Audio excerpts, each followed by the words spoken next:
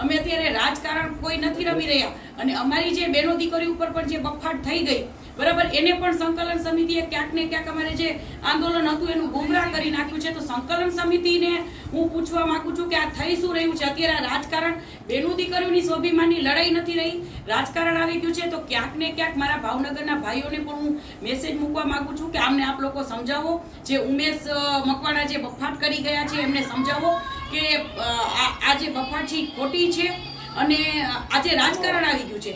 આમાં અમને ક્યાંય બહેન દીકરીની સ્વાભિમાનની લડાઈ ક્યાંય દેખાઈ નથી રહી. એક પછી એક અમારા ક્ષત્રિય સમાજ ઉપર ટાર્ગેટ કરે છે અને મન ફાવે એમ બોલી રહ્યું છે. અને ઘણાનું કેવું એમ પણ હતું કે રાહુલ ગાંધીનું એડિટિંગ છે. ના, એડિટિંગ નથી, એ સભામાં જ બોલી રહ્યા છે. તો આ આખા સમાજને હું મેસેજ પહોંચાડવા માંગુ છું કે તમને લોકોને જે ભરમાવે છે એ ભરમાવ નહીં. અને ક્યાંક ને ક્યાંક રાજકારણ કોંગ્રેસ ભાજપ થઈ ગયું છે. તો આપણે કોંગ્રેસ ભાજપથી કોઈ લેવા દેવા નથી. આપણે ખાલી ફક્ત